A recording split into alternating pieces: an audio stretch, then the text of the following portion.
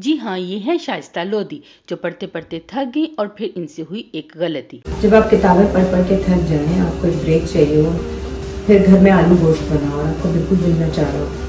इनका घर का बना आलू गोश्त खाने का मूड नहीं था, सो इन्होंने बनाई चीजी स्टिक्स और फ्रूट चाट। अब सोचने की बात यह है कि इतनी बड़ी सेलिब्रिटी भला खुद पकाने की क्या जरूरत थी, कुछ ऑर्डर करके मंगा लेती। लेकिन है ना डॉक्टर साहिबा, सेहत का ख्याल तो रखेंगी। चीजी स्टिक्स बहुत अच्छे बनाए, लेकिन फ्रूट चाट बनाते हुए कुछ गड़बड़ कर दी। जरा खुद ही सुनिए।